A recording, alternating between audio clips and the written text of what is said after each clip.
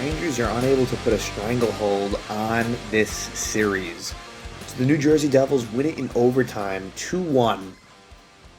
And this was very close to the Rangers taking a 3-0 lead, which would have been a commanding lead in the series, but New Jersey was able to find a way. And Dougie Hamilton gets the game-winning goal in overtime at 11:36. And Akira Schmid, who I mentioned, don't be surprised if we see him in the series for Vitek Vanacek. And Schmid was in there and did a really fine job in his postseason debut. He makes 35 saves on 36 shots, and you don't want that to become a storyline. And for the Rangers, it's tough because you've seen in years past, and it's not easy to do like that. I want to first preface by saying it's tough to go up 3-0, right? I mean, you look at the 8 playoff series, the Rangers would have been if they did it, would have been the only team up 3-0. You knew, if I had told you Rangers Devils, okay, Rangers are up 2-1 going to game 4, I would have signed up, like before the series started, I would have signed up for that every day of the week. But the fact remains is that, there was a chance to go up 3-0, and it's different than last year, but it still is worth mentioning that the Tampa Bay Lightning series in the Eastern Conference Final, the Rangers are up 2-0. They left the door open for the Lightning, and the Lightning took advantage of it and won 4 straight. Now, I don't think it'll go down like that in this series with the Devils, but it's just too bad, and it's maybe being a little bit greedy, but if you want to make a deep playoff run, you can't have every series going 6 or 7 games. So everything is still like there in front of them in this series, right? I mean, if you win game 4 and you're up 3-1, honestly, I can't complain. Because I said after it was 2-0, you got to find a way to win a game at MSG. As I've said all along with Devils vs. Rangers, these are games in which road teams are going to win for many, many reasons. This is not a Carolina situation. With Carolina, that's going to be heavy home ice. It's going to mean a lot. It's just not that way with the New Jersey Devils. And they're comfortable going to Madison Square Garden. We saw that during the regular season. And, yeah, they play better hockey on the road. And, for the Rangers, it's tough. They took a 1-0 lead in the second. It was somewhat short-lived. You could even argue the Rangers were probably maybe the slightly better team in this game. I thought it was a pretty even game. And what killed the Rangers is that they went 0 for 5 in the power play. And New Jersey went 1 for 3 on theirs. So special teams really did kind of ultimately doom the Rangers, which is interesting because it really was so good for them in the first 2 games at the Prudential Center. So I'm trying to toe the line between kind of saying it's unsurprising. This result is unsurprising, but it's still, I just wish that there was more of a killer instinct. But it's also not quite fair to go to that level. But you were 1 goal away from really having the series being over. I mean, if the Rangers went up 3-0, I don't know. Maybe the Devils would have extended it a bit, but the Rangers and all that would have closed this out probably sooner than later. Now, if you're a New Jersey, player, New Jersey fan, I mean, look, it's you're right back in this. To me, like that's sort of what I think. When I think of this result, we have ourselves a series. We do. We absolutely do. And game 4 really becomes pretty paramount.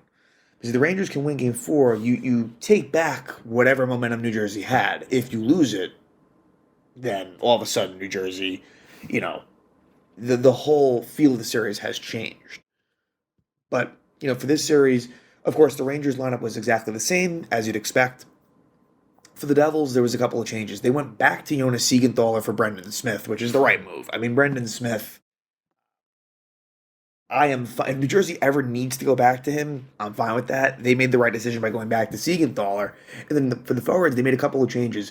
Boquist back in the lineup, and then the debut in the series for Curtis Lazar.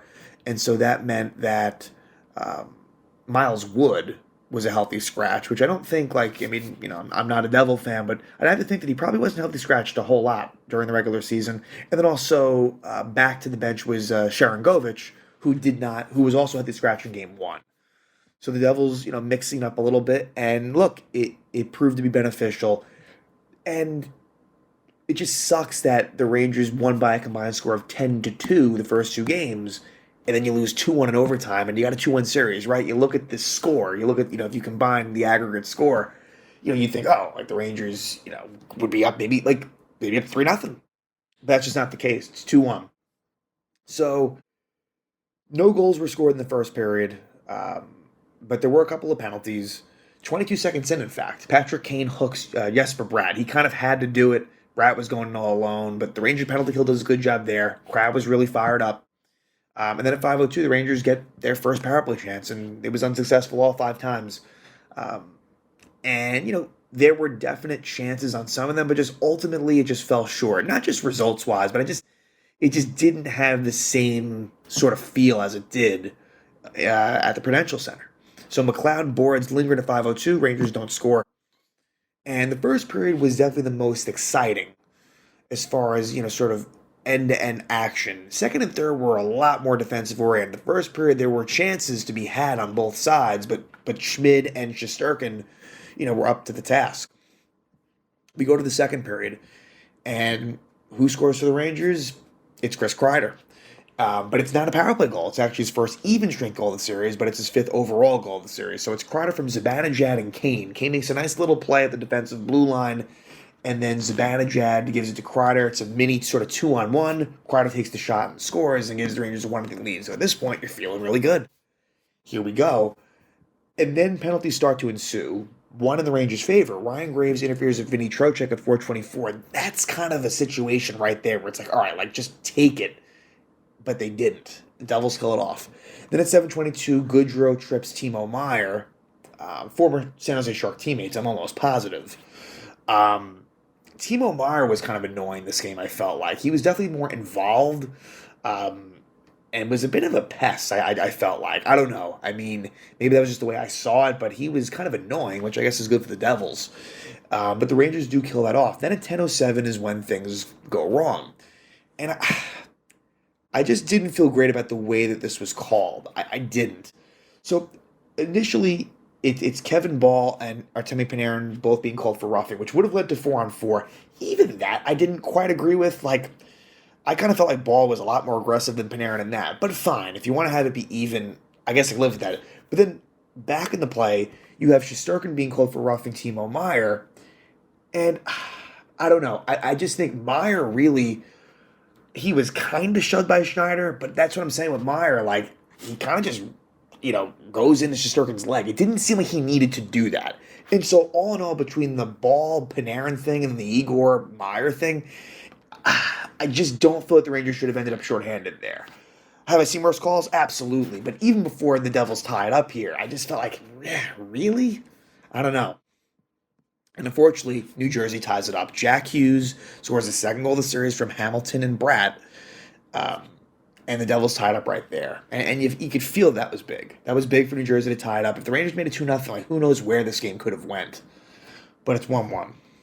Then at 12:14, then the Rangers would have power plays the rest of the way. That would be the last double power play of the night. At 12:14, Bratt interferes with Lafreniere. Ranger power play unsuccessful. At 17:11, Meier interferes with Trouba. Power play unsuccessful. So it's 1-1 going to the third. And, still I'm feeling like the Rangers, can pull this out, of course. It's a tie game. They're at home. And the third period was pretty even, just like this game kind of was, This really could have went either way. And there was one penalty in the third, and it was Ryan Graves high-sticking Patrick Kane at the 14-minute mark, and that's where you got to win it. 6 minutes left, tie game. You score there. That could be, a back-breaking goal for the series. I mean, I know the game wouldn't have been over, but then at that point, you're basically up 2-1 with, 4 or 5 minutes left? With the crowd going absolutely nuts, but they don't score. And Panarin had a couple of really good opportunities, and he shot it wide. And that's where you need Panarin and Zibanejad to score goals. You just need that. And I know... I don't think that, whereas last year there were points, Panarin for most of the playoffs, and Mika for a while, where I thought they legitimately looked bad. I don't think that's the case now, but the results are the results, and they're not really there. And so I look at those two in particular. Vinny Trocheck to a lesser degree, but you like to see Trocheck get on the board goal-wise, and maybe even, I guess, maybe point-wise too. But but mainly, Panarin and Zibanejad, that is kind of the focus for me going into game 4 is, can you get a goal from either of them? So we go to overtime. And in overtime, Rangers had some opportunities, including Panarin, where Trocheck has a play around the net, finds Panarin in front, but Schmid makes a save. I think Kakko was in there as well. And eventually at 11:36, Dougie Hamilton wins it, assisted by Bratton Heesher. And unfortunately, the fourth line was on. Now, I know technically VZ came off, but the fourth line kind of got hemmed in on a rush. I think Lindgren and Fox was the D pair. But, that fourth line, as much as I do like it, and as competent as it is, and as responsible defensively as it is, it's not great because you're not really seeing goal scoring at this point. Again, this is still one of the better fourth lines the Rangers have had in quite some time. It is.